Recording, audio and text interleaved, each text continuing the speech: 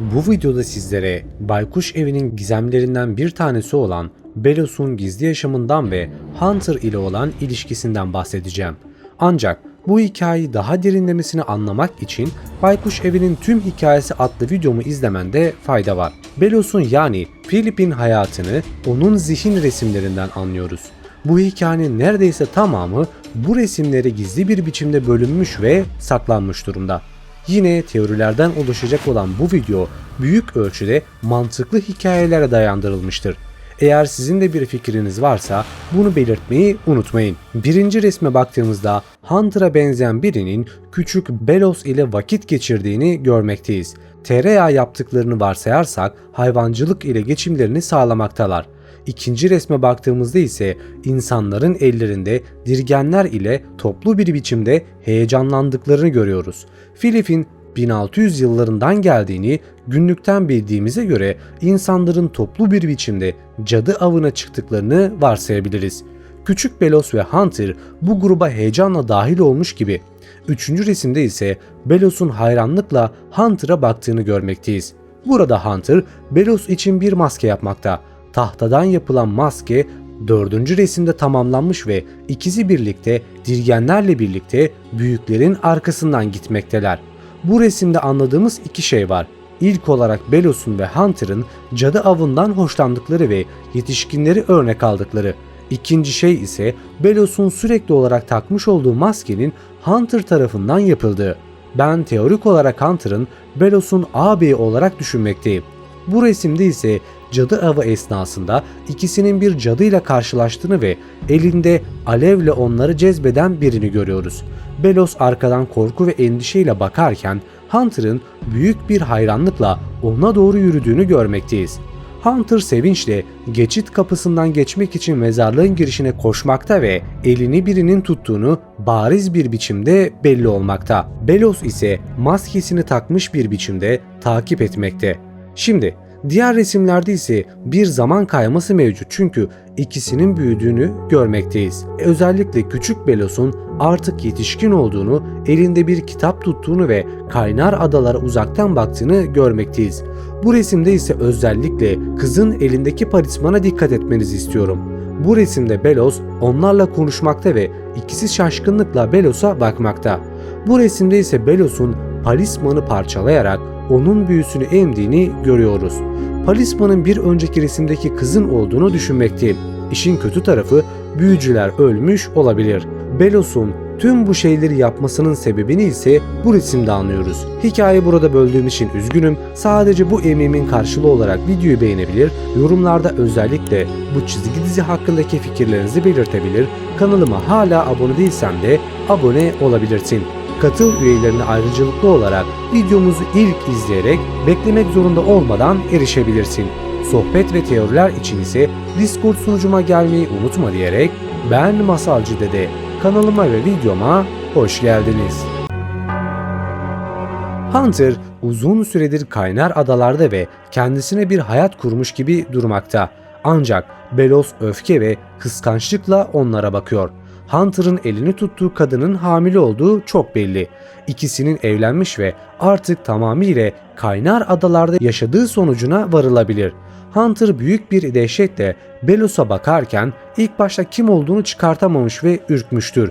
Sonrasında onun küçük Belos olduğunu görünce sevinir ve sarılır. Ancak Belos ona sarılmaz ve büyük bir kararlılıkla karşısındaki cadıya bakar. Kadının yüzü bizlere gösterilmemekte. Hunter Belos'a karısını tanıtırken arkasında hançerini saklayan Belos aniden saldırır.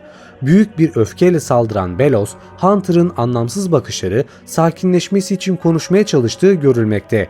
Ancak Belos Hunter'ı öldürür. Tüm bunlar olup biterken Hunter'ın karısı Belos'a büyü yapar. Bu kısımda Belos'un kaçmaya çalıştığını görmekteyiz.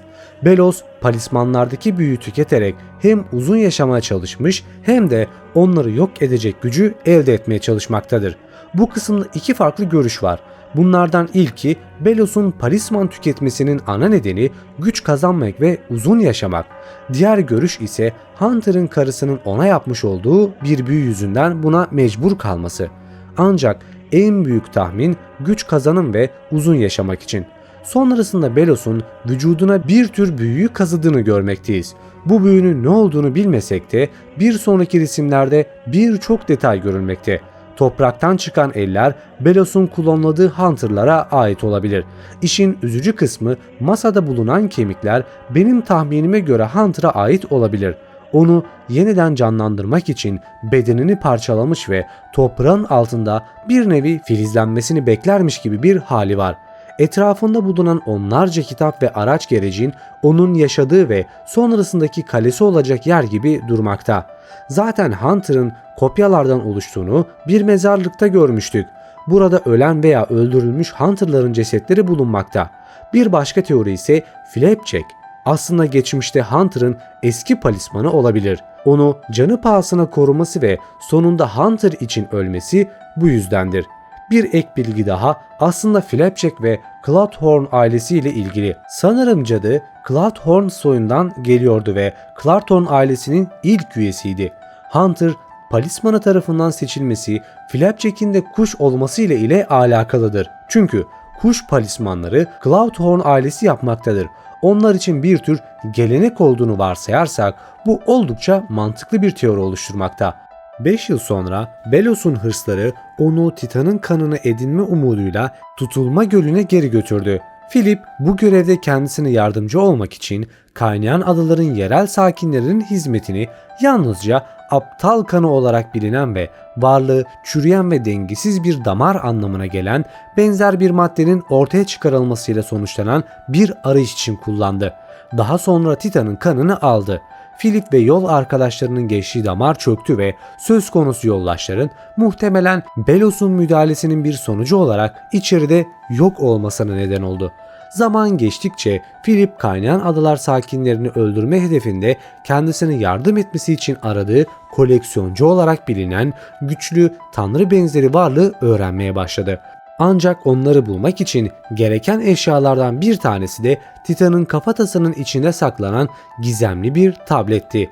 Arkasında dev bir yaratık tarafından korunduğu için Philip, Mavi Diş adlı bir iblisin yardımıyla Titan'ın kafatasına bir keşif gezisine çıktı. Ama gerçekte Philip eseri kendisi için bulmaya çalışırken Mavi Diş'i dikkat dağıtıcı olarak kullanmayı amaçlamıştı. Bununla birlikte Mavi Diş'in fedakarlığına rağmen Philip hala başarısız oldu. Bu yüzden planında istemeden ona yardım edecek başka bir fedakarlık aramak için kasabaya dönmüştü ve bizimle karşılaşmıştı. Bu hikayede burada bitiriyoruz. Bir sonraki videoda ise Belos glifler ile neler yaptığı, koleksiyoncu ile nasıl tanıştı gibi daha derinlemesine bilgiler vereceğim.